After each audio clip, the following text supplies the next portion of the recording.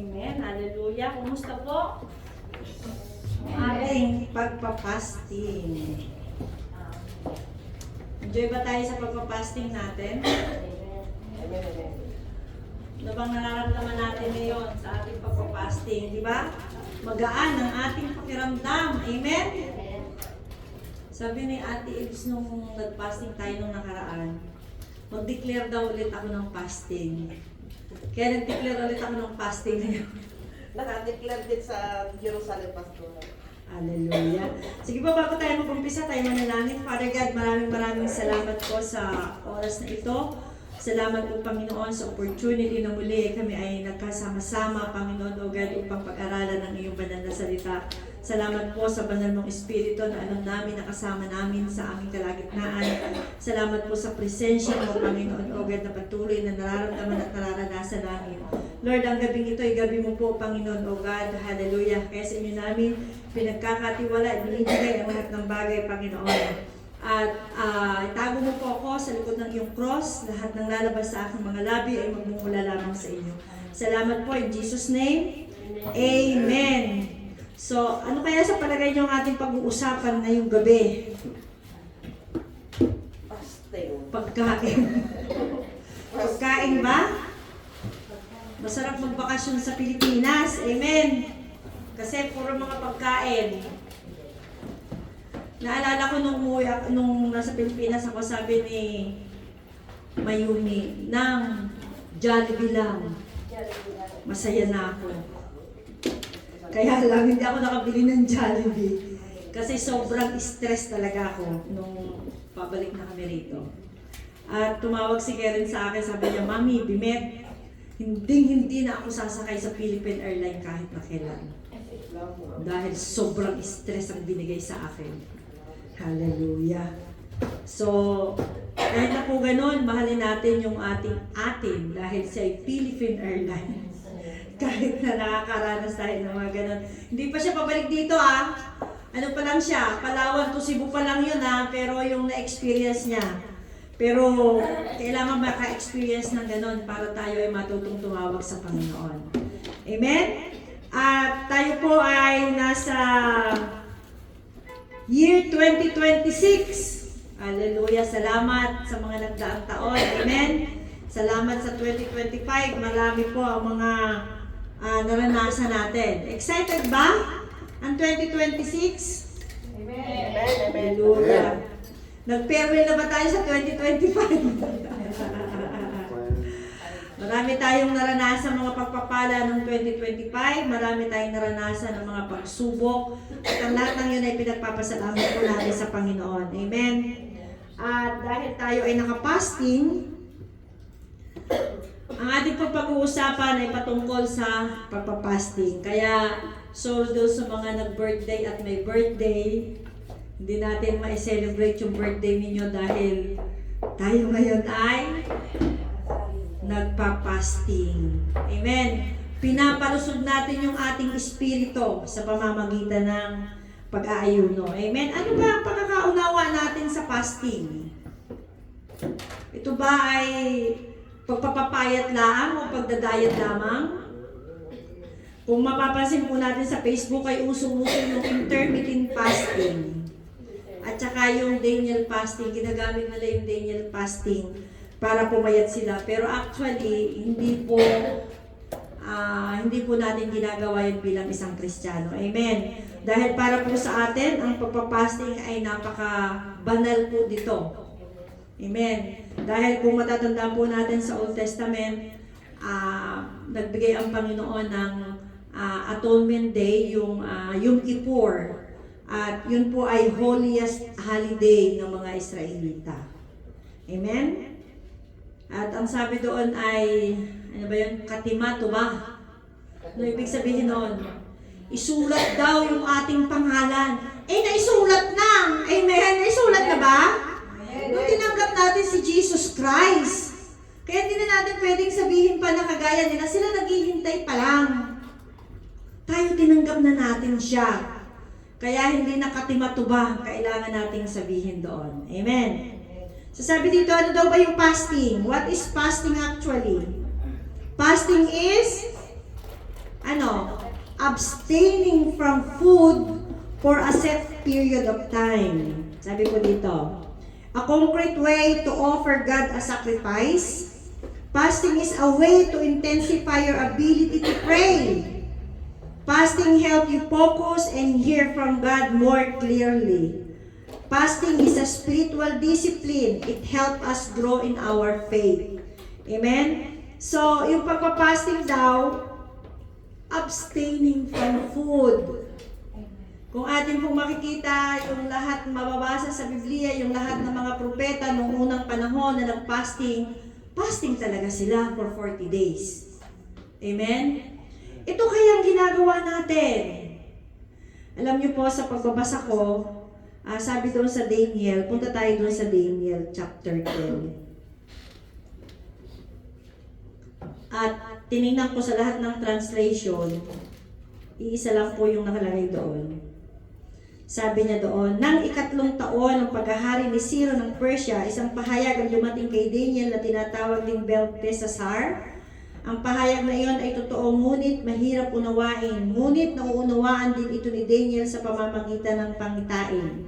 Sabi niya, noon, ako si Daniel ay 3 linggong nagluluksa. So, hindi nakalagay doon na sinabing nag-aayuno. Amen. Ang sabi, si Daniel daw po ay nagluluksa. 3 linggo rin, 3 linggo na rin akong hindi kumain ng anumang masarap na pagkain, tumikiman lang ng karne o alak ni hindi ako naglagay ng langis sa aking ulo. So sabi po doon ay hindi siya nag-ayuno kung hindi siya ay nagluluksa. Amen. Pero, yung ginagawa po natin, dahil ginagawa natin ito para sa Panginoon, ito po ay banal para sa Panginoon. Amen. Ina-accept po ng Panginoon yung ating pagpapasting dito sa ginagaya po natin si Daniel. Pero actually, hindi naman po sinabi dito na yung 21 days ni Daniel ay pagpapasting. Kung mapapansin natin sa Daniel chapter 1, sinabi po doon na si Daniel ay hindi rin kumain ng mga masasarap na pagkain. Pero hindi sinabi doon na siya ay nagpapasting. Amen.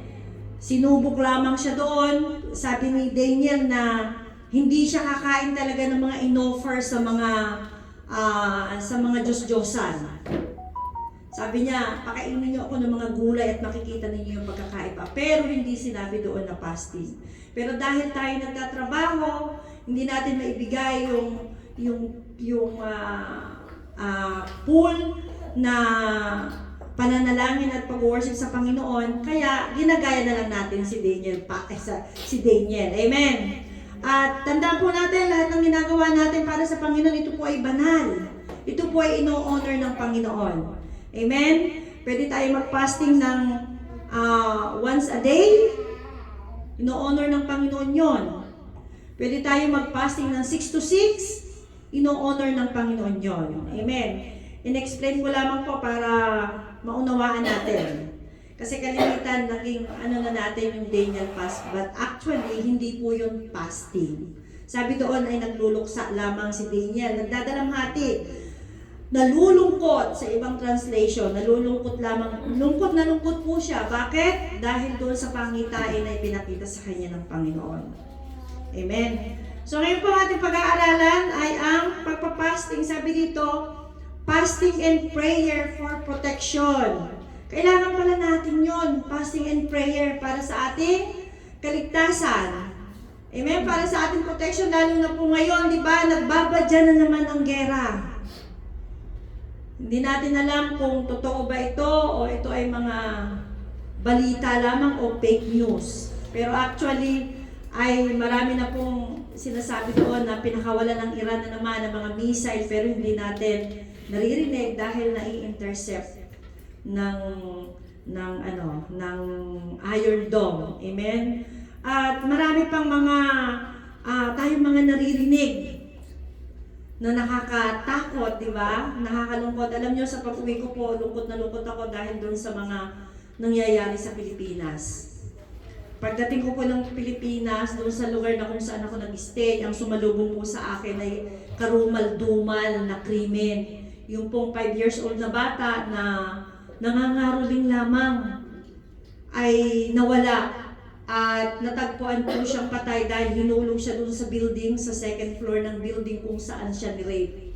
Ni-rape po siya ng 5 katao. At grabe po yung sakit ng dibdib ko dahil sabi ko, Lord, gaano katindi ang pinagdaanan ng batang ito. Yung suffering na kanyang pinagdaanan, wala namang kasalanan yung bata eh. Amen? Pero kung mapapansin natin, parang walang ginagawa ang gobyerno sa mga nangyayari po sa Pilipinas. Alam niyo, pagka maglalakad ka doon, di syempre tatawid ka, di ba? Ibang-iba talaga dito eh. Dito kasi, kapag tatawid ka doon sa mga tawiran, hihinto na kagad yung sasakyan, makita ka pa lang, hindi mo na kailangan magganyan pa. Sa taming tawiran, tatawid ka na lang. Pero sa Pilipinas, ang dami nangyayari ng aksidente doon sa pedestrian. Kasi wala silang disiplina. Bakit po walang disiplina? Kasi po ang nangyayari sa Pilipinas, hindi naman talaga nag-aaral ng driving. Natututo lamang silang mag-drive. Okay na. Bakit? Pagka nagbayad ng lisensya, may lisensya ka na. Pero dito kasi hindi po pwede yung ganon. Dumadaan sa tamang proseso. Pero sa Pilipinas, really, sa pag-uwi ko po, lungkot na lungkot ako. Dahil doon sa mga nakita ko na talagang kitang-kita mo po na walang disiplina. Saan magsisimula ang pagbabago? Hindi sa presidente. Sa sarili natin, tayo sa ating mga mamamayan. Magsisimula ang pagbabago. Kung tayo ng mga mamamayan, hindi nakikipag-cooperate sa gobyerno, ano magagawa ng gobyerno? Amen? Nakakalungkot.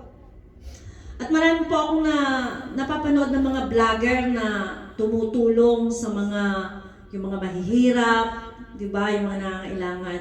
Alam niyo, ang prayer ko, Lord, katagpuin mo itong mga vlogger na ito. Gumamit ka ng mga workers and laborers, mga Kristiyano, mga vlogger, para yung mga taong natutulungan ay mailapit sa inyo, di ba? Grabe yung mga vlogger kung tumulong. Pero kung sila yung mga Kristiyano, di ba? Bukod sa pera na ibinibigay nila, nakakapag-share pa sila ng Word of God. Amen? At yun po yung ipinapagawa sa atin ng Panginoon, na tayo ay maging mapagbantay. Kapag ka po merong iniatas sa atin ng Panginoon, kailangan po nating tanggapin ang ipinagagawa sa atin ng Panginoon. Huwag natin pababayaan na yung kaluluwa na yun ay mapahamak. Amen? Kaya po tayo nagpa-fasting kaninang umaga. Nabibless po ako dahil ang ganda ng exhortation ko doon. Diba sabi ni David sa Psalms chapter 35 ba yun? Nakalimutan ko yung verse. Sabi niya siya'y nananalangin sa mga may sakit na para bagang ang ipinapanalangin niya yung mga kapatid niya. Ramdam niya yung nararamdaman nung ipinapanalangin niya. Dapat po ganun tayo. Hindi lamang po tayo nagpa-fasting dahil nag-declare ng fasting ang church. Amen? Kung hindi namin po natin sa sarili natin yung mga ipinapanalangin natin, na Lord, kailangan ng taong ito ng kagalingan. Lord, nakipag-isa ako na mag-fasting. Inilalapit ko sila sa inyo. Kahabagan at kaawaan mo po sila. Amen? Hindi lamang dahil nag-declare tayo ng fasting, kundi maramdaman mismo sa sarili natin yung nararamdaman ng kapwa natin. Hindi man tayo makahayo, pero yung may humahayo para sa atin, yung panalangin natin ay napaka-powerful. Amen? Napakasarap po na manalangin. It's a great privilege ang pananalangin. Dahil sa ating pananalangin ay mayroong naligtas. Sino dito yung mga Kristiyano na walang pamilyang Kristiyano?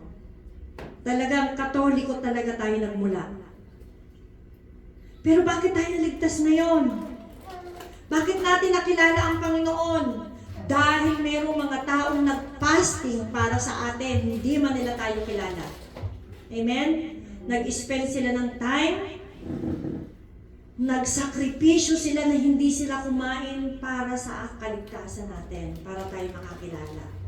At para maibalik natin ito, ganun din po ang gawin natin. Magsakripisyo din tayo para sa kaligtasan ng kapwa natin. Tayo po ay nandito na sa last days, sa huling kapanahunan. Kaya ano pa ba ang dapat nating gawin? Amen?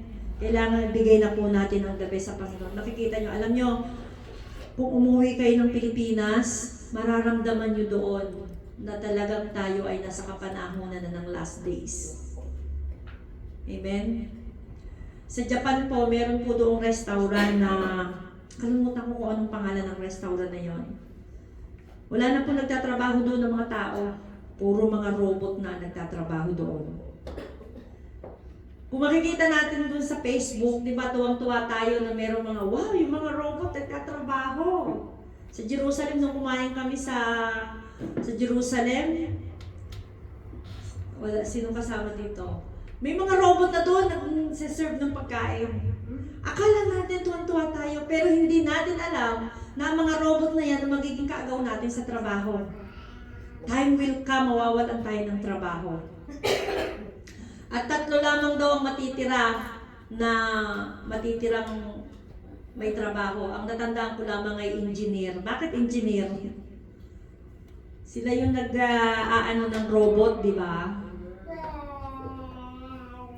Kaya ngayon pa lang, hindi natin dadanasin ang mga tribulation kung tayo ay tapat na naglilingkod sa Panginoon. Amen? At sa ating pagpapapasting, marami po tayong nararanasan. Marami pong ipinaparana sa atin ng Panginoon. Marami po tayong nauunawaan at marami pong inire-reveal sa atin ng Panginoon sa ating pagpapasting. Amen? Kasi kapag tayo po nagpapasting sa panahon na hindi tayo kumakain, ay doon naman tayo nananalangin at nakikipag-niig sa Panginoon. Amen? Kaya sabi ko nga kanina doon sa exhortation ko doon sa ating devotion na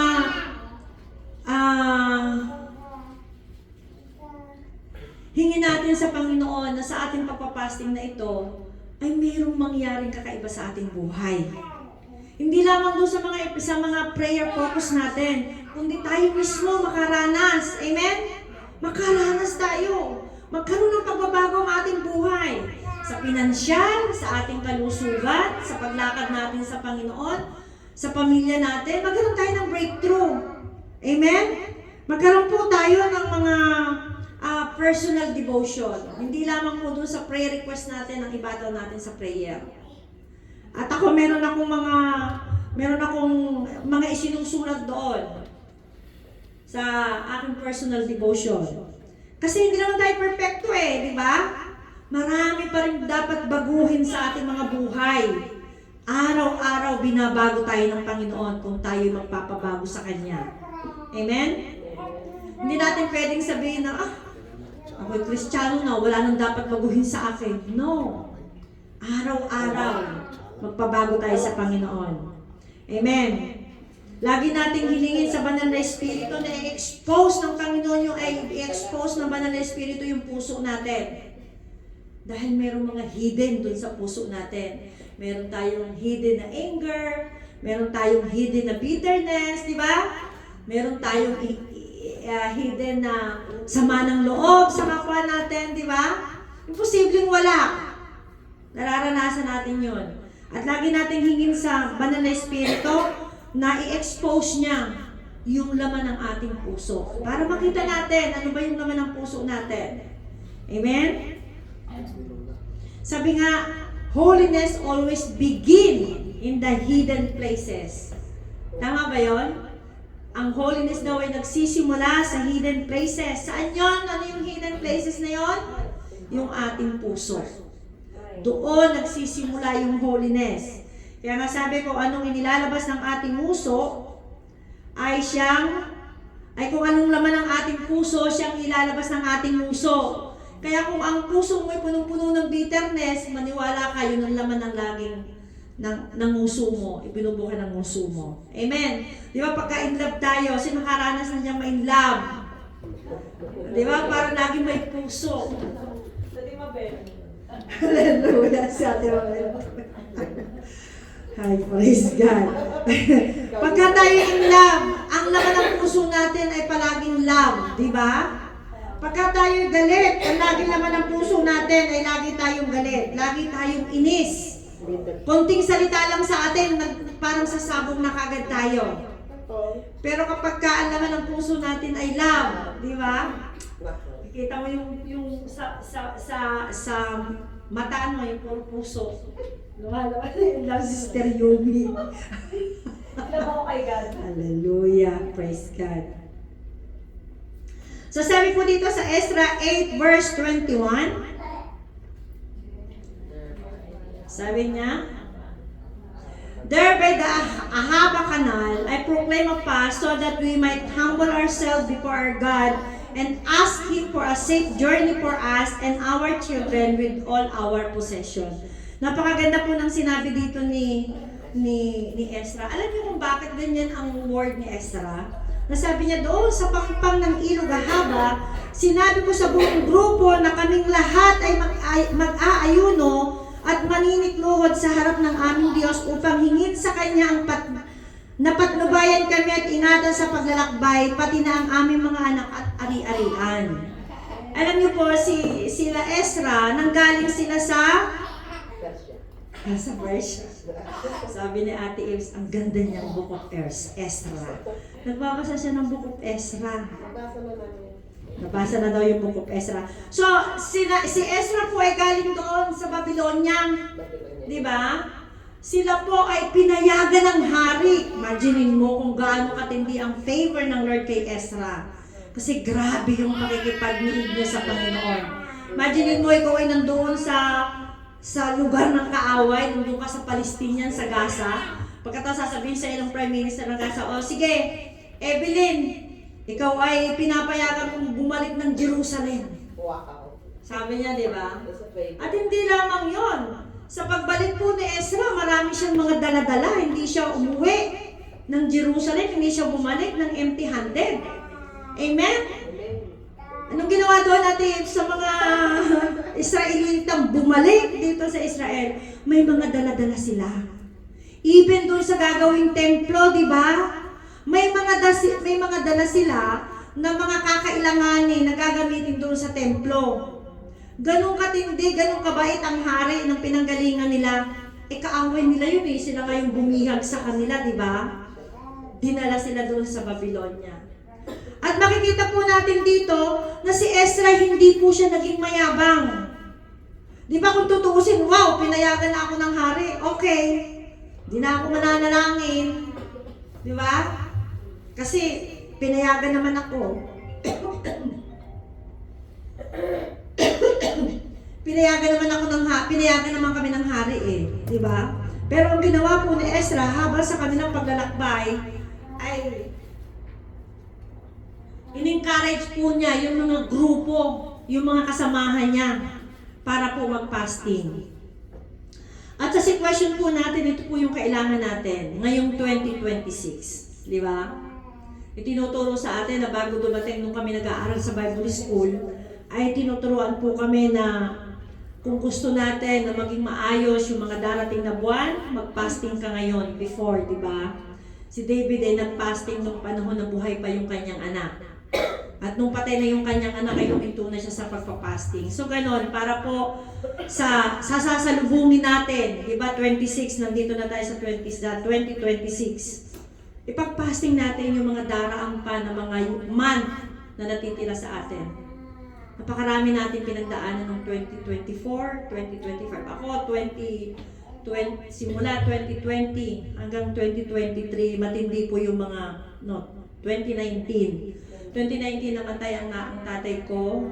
2021 ay namatay yung asawa ko. At 2023 ay namatay ang nanay ko. So matindi po yung mga year na pinagdaanan ko, at hindi lang yun, napakarami pa mga pagsubok ang dumating sa aking buhay.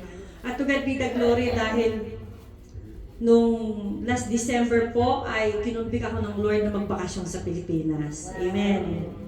Kaya napakabuti po ng Panginoon, hindi ko ini-expect dahil ang iniisip ko, ang laki ng gastos. Alam niyo magkano gastos namin? Sa pamasahe pa lamang ay 16,000 shekel na. Di ba? Plus yung aming pocket money, tapos kailangan mo pang magbayad ng bahay, yung aming Arnona, binayaran ko po yung for 1 year ng Arnona namin ay 3,400 shekel. But alam niyo po ba, napakabuti ng Lord, dahil bago ako umuwi, ay Niregaluhan po ako ng amo ko ng $1,000. Wow! Di ba? Sabi ko, ang prayer ko lamang noong December, Lord, gusto kong maranasan yung nararanasan ng ibang mga pastor.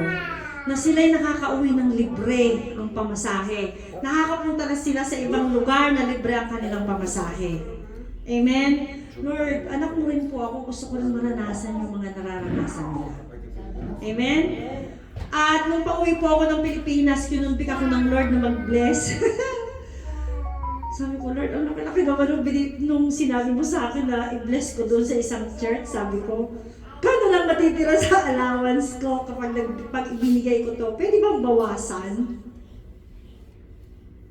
Pero alam nyo, ang Lord tinitingnan niya yung obedience natin. Amen? Kapag tayo nag-step in faith, pagpapalain niya tayo. Amen? Kaya napakabuti po ng Panginoon dahil nakita ko po yung kanyang kamay sa buhay namin mag-iina. Hindi niya po kami pinagkulang doon sa Pilipinas. At imagine mo, dami kong kapatid, pamangkin, bayaw, hipag, mga apo. Noon pong nag-Christmas party kami, lahat nabigyan ko sila ng regalo. Doon sa amount lang na dala-dala ko sa Pilipinas. Kung tutuusin, paano ko sila mabibigyan? Napakarami eh. Ilan kami magkakapatid? 12 kami. Take note. Big, happy family talaga. Pero lahat sila nabigyan ko po ng regalo. To God be the glory, kahit yung mga apo ko.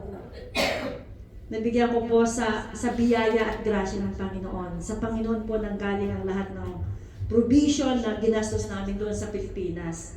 At bumalik po ako dito na meron pa akong natira, may natira pa ako doon sa perang dala-dala ko. Imagine mo yun. Samantalang ilan pong pastor yung kinumpik ako ng Lord na i-bless sila. At alam niyo doon sa Pilipinas, sabi ko, Lord, gusto ko pag uwi ko, ang tutuluyan namin sa Manila ay 5-star hotel. Alam niyo, nung pagdating ko po ng Manila, pinatuloy po kami doon sa isang bahay, pastor po siya. Ayaw ng mga anak ko doon dahil sobrang yaman. Alam niyo kung bakit? May tagaluto ng almusal, may tagaluto ng tanghalian, may tagaluto ng merienda, may tagaluto ng hapunan. Tapos alam niyo yung bahay, may hot water, air condition, kumpleto. Daig pa ang 5-star hotel. May libre pang sasakyan kahit saan kami pumunta. Imagine niyo from Caloocan to Batangas, Batangas to Caloocan, sinundo at hinatid kami. Sabi ko doon sa driver, magkano yung naubos mo sa gas? Kasi 3 oras tayo sa traffic. Dahil napatapat po nung pumunta kami ng Maynila ay traffic. Di ba napakabuti ng Lord? Hindi ko ina-expect na ganun ang madadatnan ko sa Pilipinas. Ang ina-expect ko ay commute. Pero ipinrovide ng Panginoon ang lahat ng mga pangangailangan namin. At alam niyo po, kahit si Karen ay nakakaranas ng pabor at pagpapala ng Panginoon. Andun po siya sa Palawan, may sumundo po sa kanya mula sa airport hanggang doon sa tutuluyan nila na pastor. Libre ang pamasahe, di ba? At pagbalik nila ng Manila sa 18 hanggang 21, alam niyo kung saan sila naka-check-in? Sa BCG. Alam niyo ba yung lugar na yon? Lugar ng mga mayayaman. Naka-check-in po sila doon sa isang kondo. Plus, meron po silang sasakyan. Na hanggat andoon sila, ay meron po silang libreng sasakyan. Di ba napakabuti ng Panginoon? Yung mga ginagawa natin sa Panginoon ay aanihin din ng ating mga anak. Amen. Amen? Kaya kagaya po ni Ezra, naging masunurin siya, hindi siya naging mayabang. Anong sabi niya? Sabi niya doon, sinabi ko sa buong grupo na kaming lahat ay mag-ayuno at manikluhod sa harap ng aming Diyos. Alam niyo ba na may gagawin ng Panginoon? Ganda fasting and prayer for protection. Dagdagan natin, fasting and prayer for protection. Iba naman, anong gusto niyo mangyari sa buhay niyo? Fasting and prayer for Blessing. breakthrough, blessing, healing, di ba? Favor, di ba? Kaya nga sabi ko, wag sa pagpapasing natin, hindi lamang yung prayer focus tayo naka-focus doon, yung prayer focus natin. Mag-focus tayo sa sarili natin. Amen? Mga personal prayer natin. Titinggin tayo ng Panginoon. Ang sabi po doon sa verse 23, nag-ayuno nga kami at hiniling sa Diyos na naway ingatan kami. At pinakinggan naman niya ang aming kahilingan. Pinakinggan daw ang ating kahilingan. Papakinggan ng Panginoon ang ating kahilingan. Hindi madali ang mag-fasting. Amen? Makaamoy ko pala ng sarap na pagkain. Parang, ang sarap naman noon. At sabi nga doon, kapag daw tayo magpa-fasting, huwag nating ipagsabi. Diba? Sabi doon sa Daniel na binasa natin, si Daniel na hindi siya naglagay ng oil para maging hindi mapansin ang kanyang pagpa-fasting. Huwag natin ipagsabi sa kapwa natin o sa ibang tao na, nagpa-fasting ako, I am mighty. Dapat ay sikreto lang.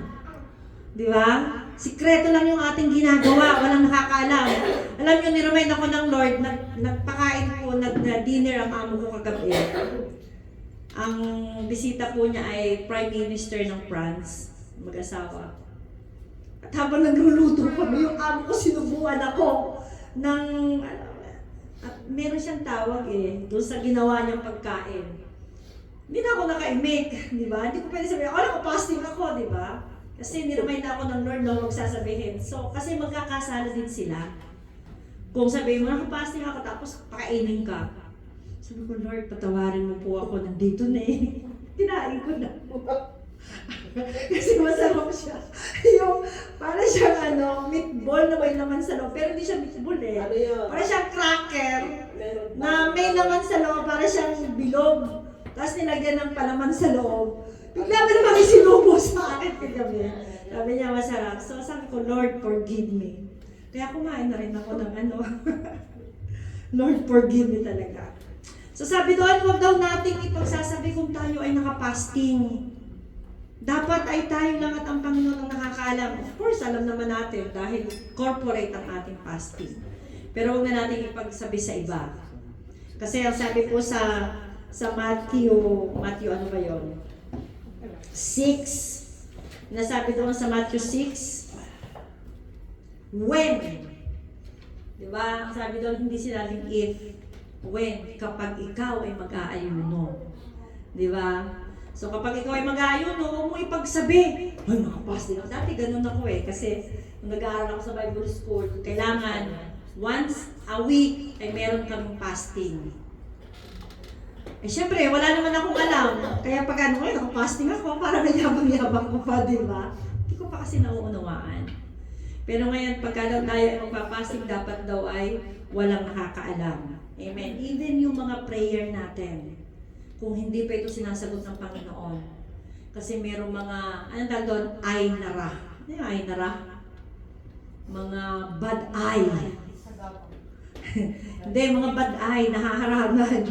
Kaya kung yung mga evil eyes ang tawag doon, kaya kung meron tayong ipinagpe-pray na hindi pa sinasagot ng Panginoon, huwag natin ikwento sa katabi natin.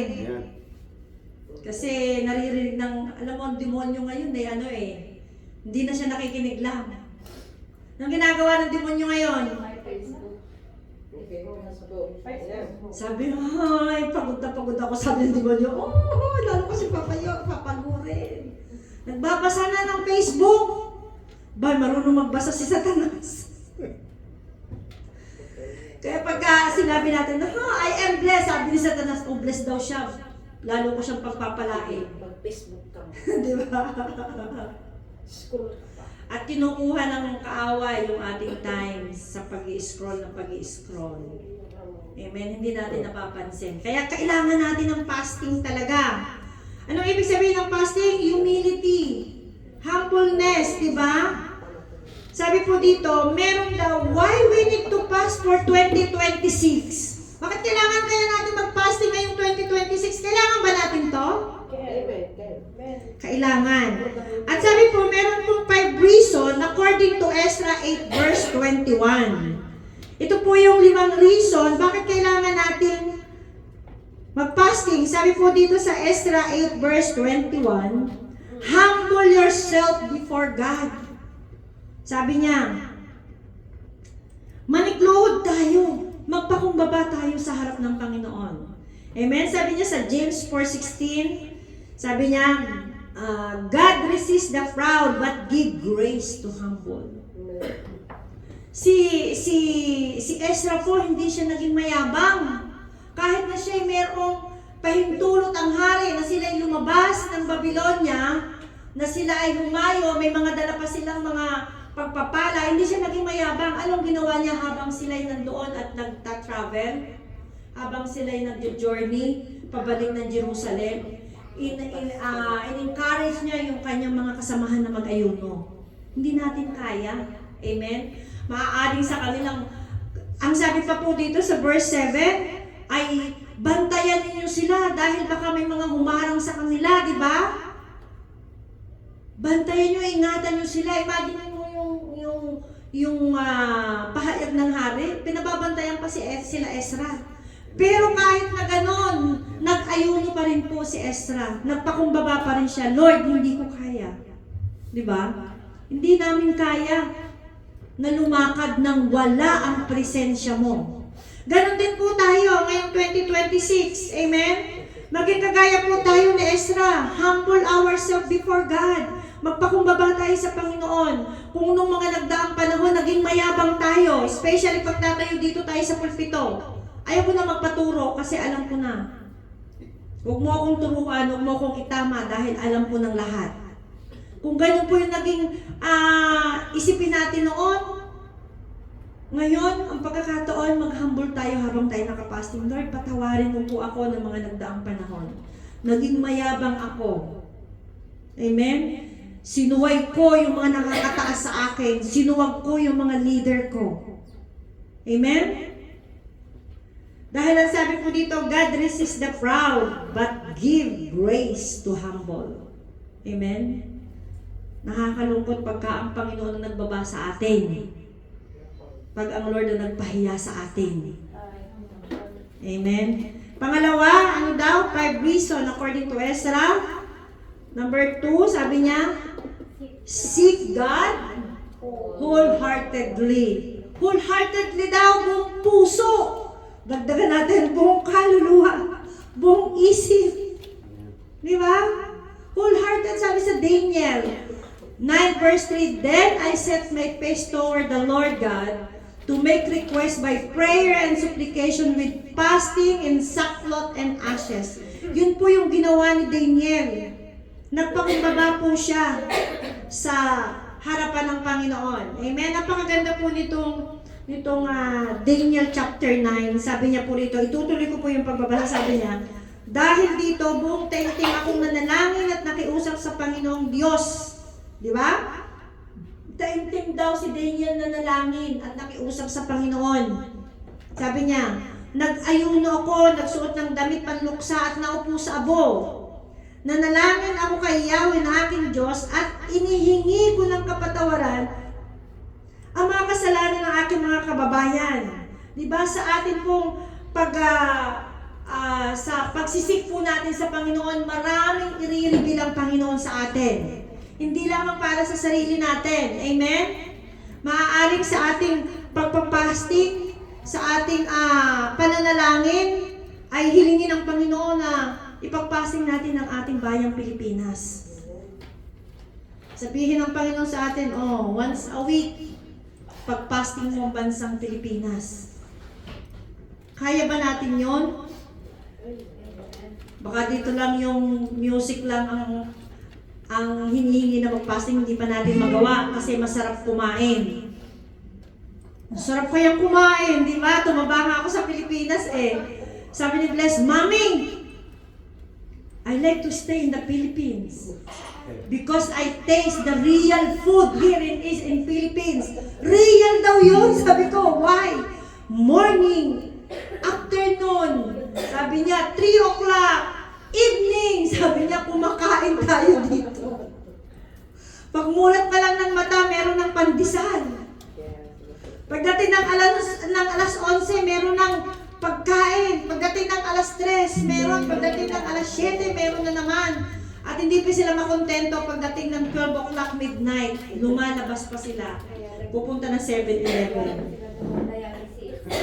Diba? Ang sarap kumain. Kaya nga nung tinumbik ako ng Panginoon na tayo ay mag-fasting, kasi ang conviction po sa akin ng Panginoon ay ipag-fasting natin ng mga nanay na naghihintay ng visa.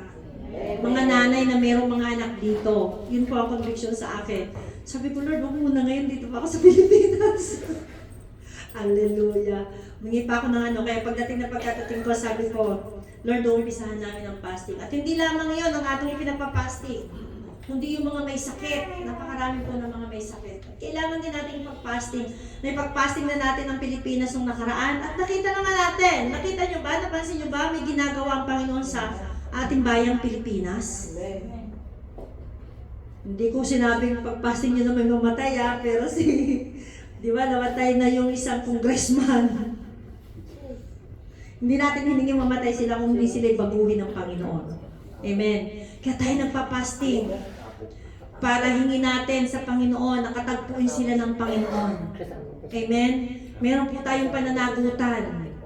Kung hindi natin sila na ipanalangin, nadala sa panalangin, hindi natin alam, maaaring ang Lord ay nag-send sa kanila na sila ay patanggapin. Amen. Pero ang importante, nagawa natin ang ating obligasyon na sila ay may-battle natin sa prayer. At mapapansin din po natin, di ba, kung nag-fasting tayo, ano po ang nangyari ngayon? Yung lahat ng mga kinurakot nila, unti-unting ibinabalik. Ngayon, ang gusto pong mangyari ni Robin Padilla, yung lahat ng mga 1,000 pesos i-abolish. Kasi yung lahat ng mga ninakaw ay 1,000 pesos. Para daw hindi magamit ng mga magnanakaw. Alam nyo, kung nakita nyo po sa news yung bahay ni Ko, napakalaki ng kanyang yung ang tawag doon, yung nalagyan ng pera. Vault! Ay isang kwarto. Napakalaki! At grabe po yung lamang pera. Kaya ang sabi ni Robin Padilla, nagpasa siya ng bills na tanggalin yung 1,000 pesos. Dahil lahat ng mga laman ng mga board na yun ay mga 1,000 pesos. So di ba may ginagawa ang Panginoon? Binrake natin, nung tayo nagpasing ay binrake natin ang lahat ng mga hindrances, ang lahat ng mga espiritu na humaharang sa paglago ng ating Pilipinas. At ngayon naman po ang ating idideklara ay breakthrough para sa ating bansa. Amen? Meron po nag-prophesy sa Pilipinas na marami daw magre-resign ng mga government official. Tulungan po natin sa panalangin na gano'n na mangyari, maglagay ang Panginoon ng mga government official na mayroong banal na pagkatakot sa Diyos. Amen? Wala po tayong magagawa, pero through our prayer, nakikita natin na sumasagot ang Diyos ng ating mga panalangin. Nabe-bless po ako dahil nakikita ko na talaga may ginagawa ang Panginoon. Yun pong mga bagong mga batang government official, mga congressman, di ba bata-bata nila? Ang babata pa nila, pero tumatuyo sila sa katotohanan. Na-bless po ako kay Libiste, kasi yung sabi niya yung ng Malacanang, hindi ko siya ididimanda. Sabi niya, gusto ko lang maunawaan niya at ma-realize niya yung kanyang pagkakamali. Di ba? Hindi siya nagnanais na bumagsak ang kanyang kalaban, kung hindi ang nais niya magkaroon ng realization sa maling ginagawa. Ganun ang ipanalangin natin.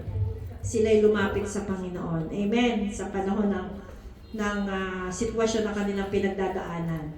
Marami na pong naisole. Pag-pray natin, yung mga isinuling pera ay magamit sa ikabubuti ng ating bansang Pilipinas.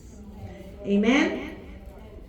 So, napakaganda po, nung hinanap po ni Ezra, sabi niya, seek God wholeheartedly, kagaya po ni Daniel.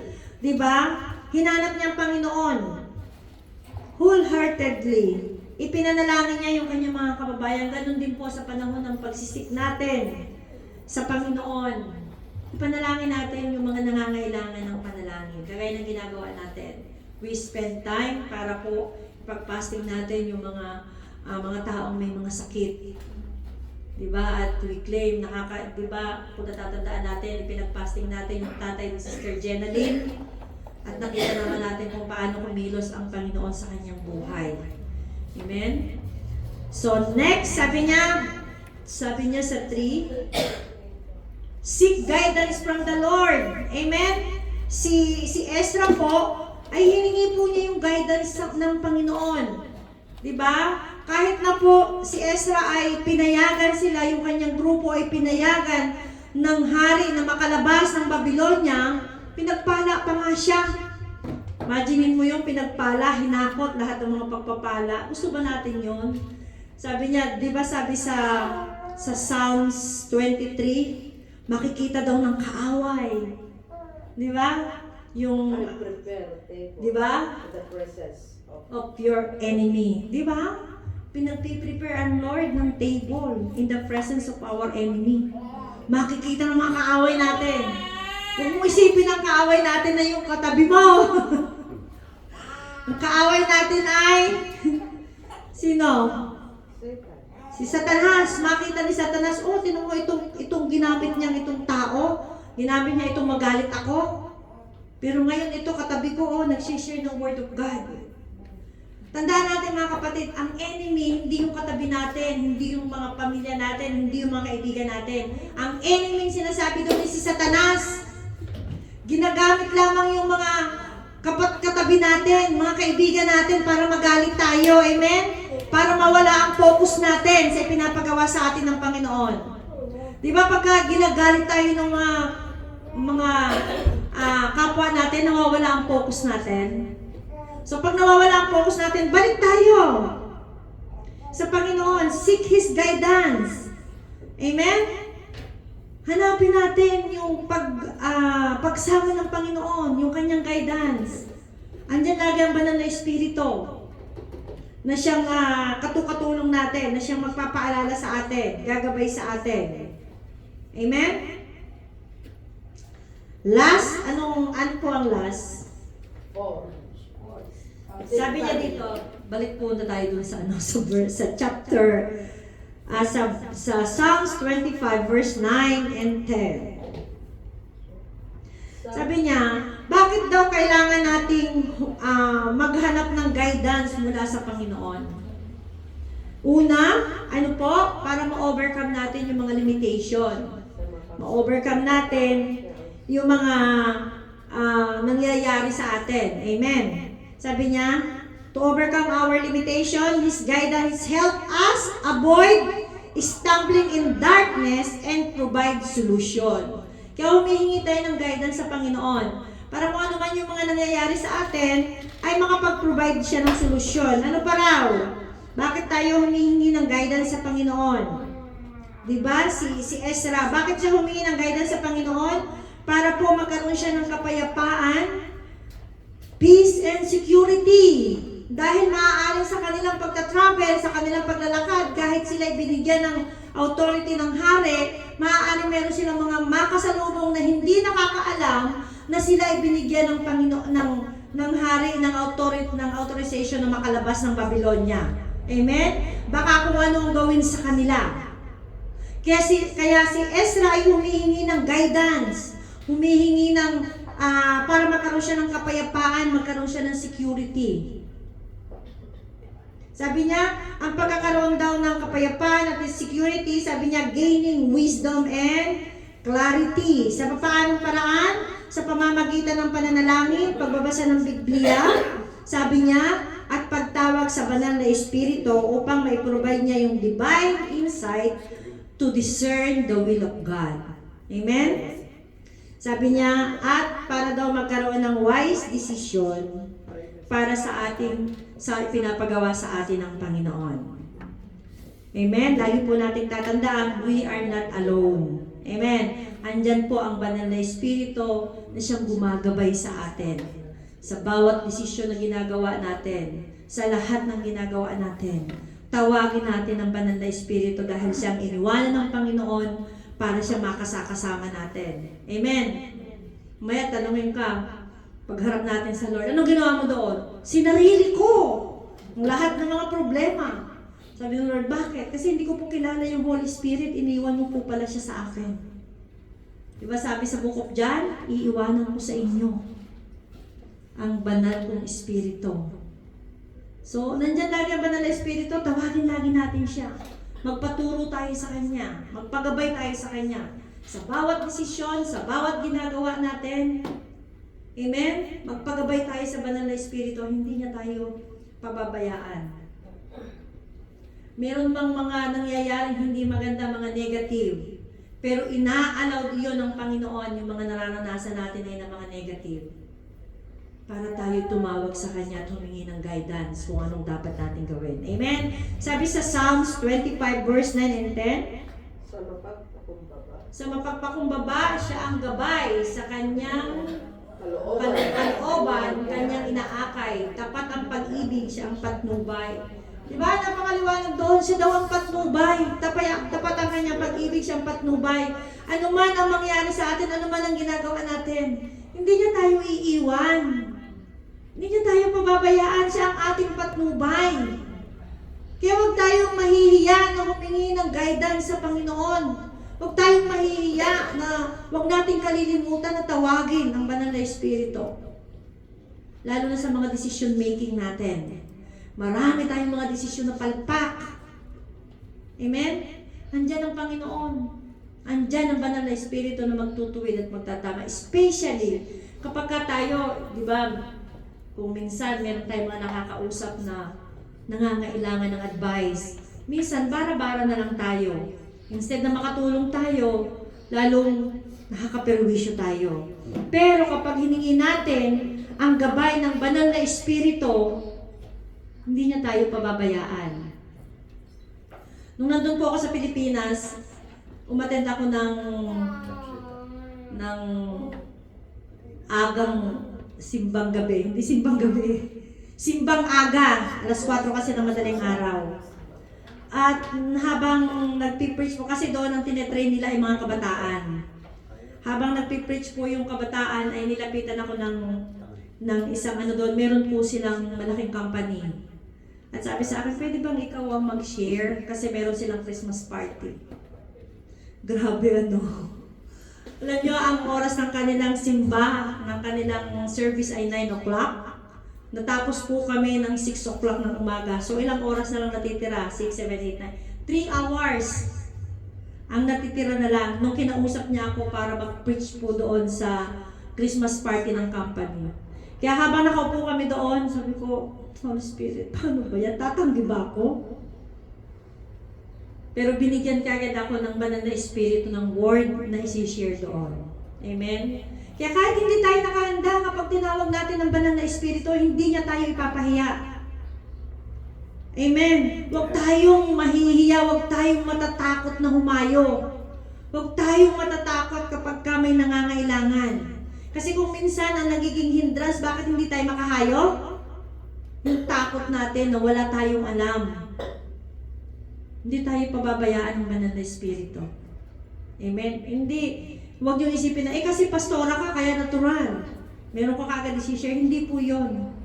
Kung hindi tayo pupuspusin ng kapangyarihan ng banal na Espiritu, nga talaga tayo. Amen? Bakit tayo nakakatayo? Dahil merong banal na Espiritu na sumasama sa atin. Pangako ng Panginoon yun Hindi ko kayo iiwanang mag-isa, sabi sa Book of John. Di ba? Sabi ng Panginoon, ako'y aalis na, subalit, iiwanan ko kayo ng makakasama. Kaya sa ating pagpapasting, nararamdaman ba natin ang pagkilos ng banal na Espiritu? Amen? Amen. Pag hindi nyo nararamdaman ang pagkilos ng banal na Espiritu, magtanong ka na. Alam niyo po, kapag ang isang Kristiyano ay walang pinagdadaanan na problema, magtanong ka na. Siguro sabihin niyo, grabe naman si Pastora. Aba, mahal ka ng Lord pag ikaw ay dumadanas ng mga problema at pagsubok. Amen? Ibig sabihin, bakit mo nararanasan yon? May itinuturo ang Panginoon sa iyo. Amen? Alam niyo po, nung nangyari yung hiwalayan namin mag-asawa, 26 years kami nagsama mag-asawa. Kung kailang tumagal ang pagsasama namin, ay doon kami nagkahiwalay. At iyak po ako ng iyak doon sa loob ng church, doon pa ang church natin. Bago-bago pa lang po ako doon ng church natin sa Pinakure.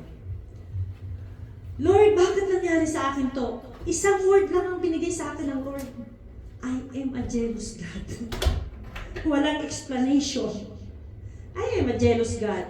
So, ibig sabihin, nga mas pinapahalagahan ko pa yung asawa ko kaysa sa Panginoon.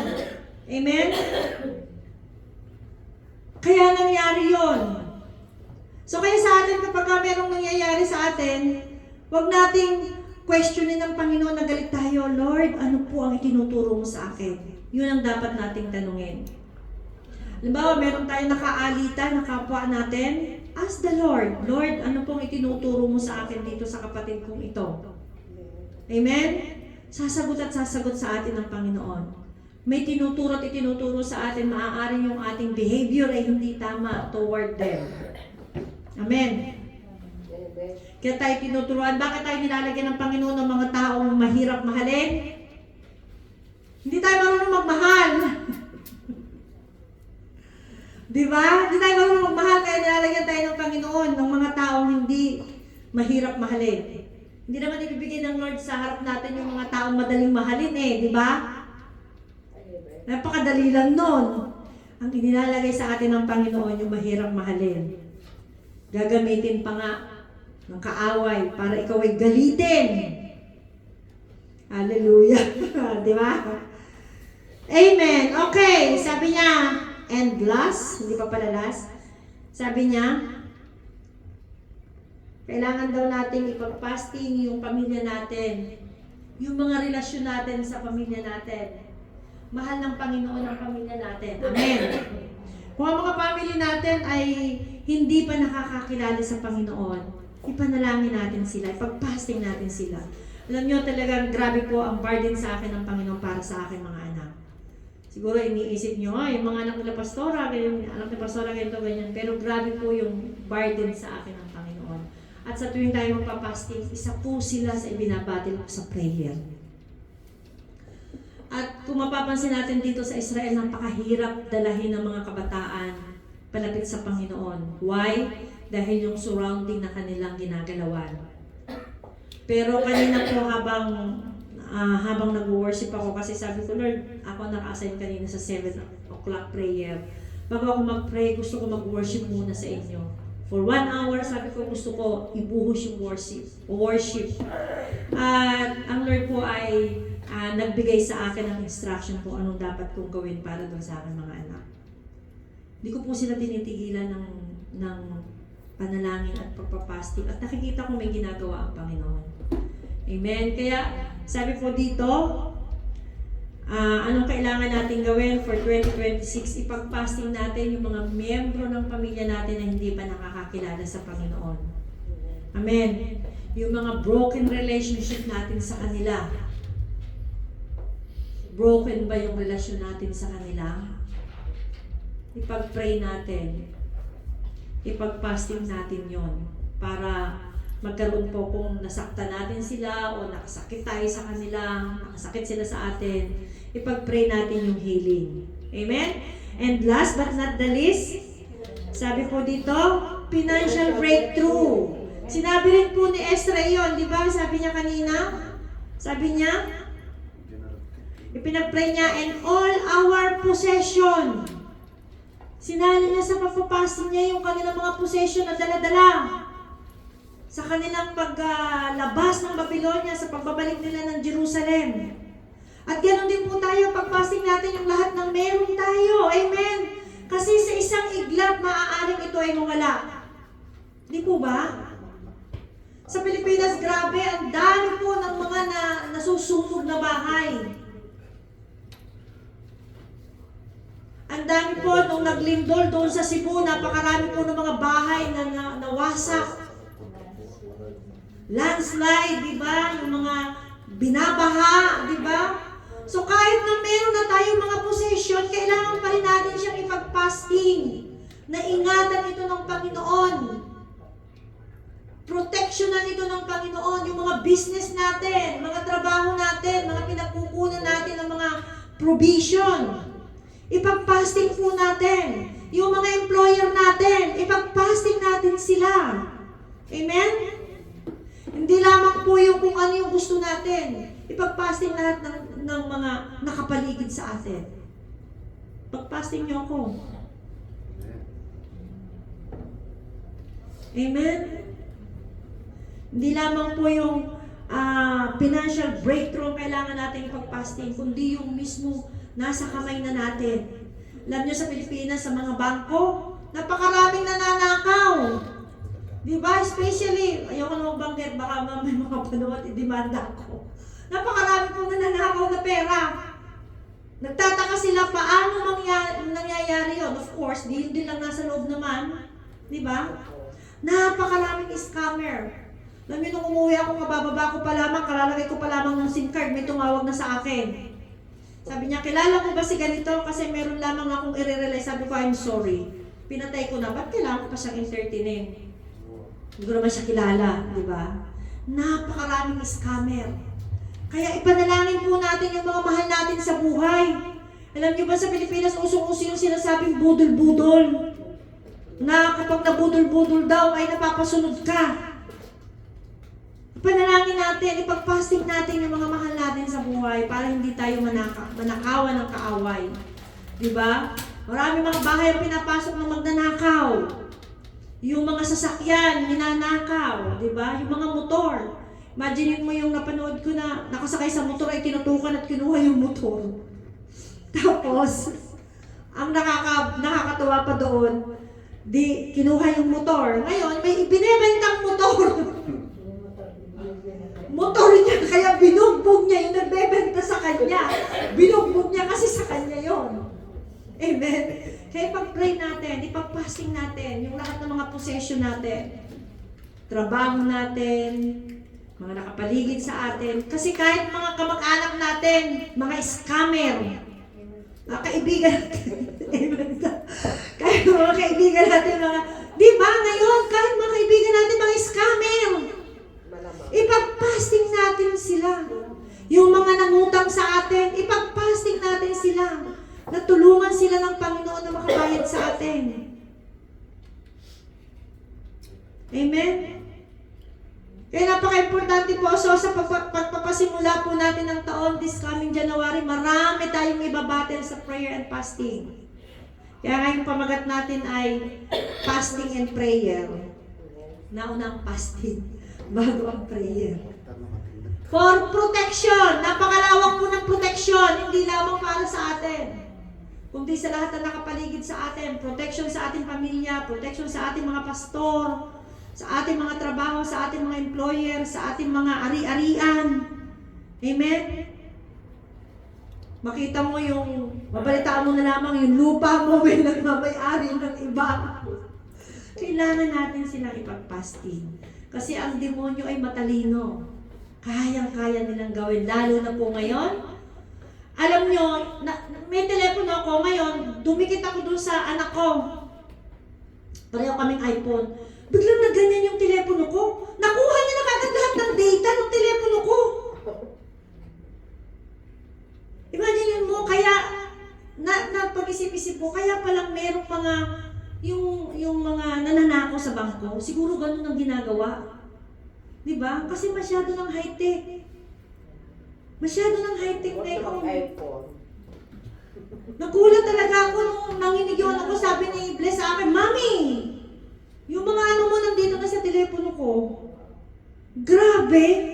Kaya sabi ko, kailangan pala tanggalin ko yung lahat ng mga ano ko, di ba? Eh ngayon pa naman, usong-uso na nandito na lahat ng yung sa bangko, di ba?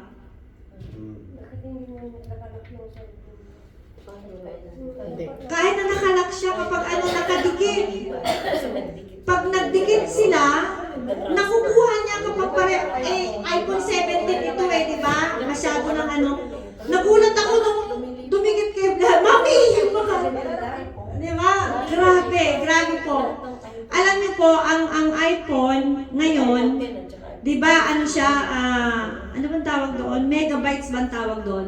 Ang sabi po nila, Simula iPhone 14 yata yun o 13, ang kanya pong memory, kagaya ng memory ng tao, mas malaki pa sa memory ng tao. Kaya napakadelikado, parang alam nyo, talagang kinabahan ako nung nangyari yun na napadikit sa telepono ni Bless na nag-ano yung telepono ko. Sabi ko, sobrang high-tech, nakakatakot na, buti na lang wala naman ang aking bangko. Hindi, totoo po sinasabi ko, nakakatakot. Kaya dapat maging aware tayo. Diba? Paano mo na nagkaroon ako ng discernment na kaya siguro nangyayari yung mga nakawan sa loob ng bangko dahil ganun. Napakatatalino ng mga scammer. Sa totoo lang. Alam niyo po, may pinapakita doon sa Pilipinas na pag nag-withdraw ka ng ATM, nilalagyan nila ng chips. Kaya nakukuha nila, nawi-withdraw nila.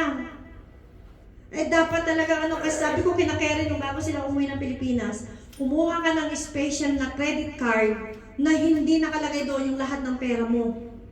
May nakukuha sa post office na kung magkano lang yung gusto mong gasto sa inyo lang ang ilalagay mo doon. Hindi lahat ng laman ng bangko mo.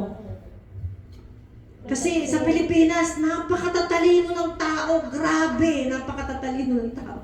Pagdating pinag-aaralan talaga nila paano sila mang-scam. Paano nila aanuhin ang telepono. Kaya talagang maging aware po tayo. Amen? Yung mga gusto umuwi, maging aware tayo sa Pilipinas. Alam niyo, bago umuwi, grabe yung prayer ko doon sa, alam niyo doon sa airport, di ba? Usong-uso yung lagay bala, tanim bala, tapos yung punit passport. Kaya talaga sabi ko, Lord, ikaw ang kasama ko sa pag-uwi kong ito. Hindi mo hahayaan ako'y maloko, ano mang gawin sa akin ng kaaway. Kaya bago ako umuwi, nagtataka ako, dahil bago ako umuwi, ay kinunbig ako ng Lord na magtanim ako ng magtanim. Magtanim ako financially. At pinoteksyon ako ng Panginoon. Amen? Kaya, yun po, sabi po dito, why we need pass for 2026. According to Ezra 8:21, una, humble ourselves before God. Pangalawa, seek God wholeheartedly. Pangatlo, seek guidance from the Lord. Pang-apat ay family and relationship breakthrough. Panglima yung financial breakthrough. Amen! So meron po tayong natutunan ngayong gabi? Amen. Hallelujah! Sige po tayo mag-communion na. Sorry ko na.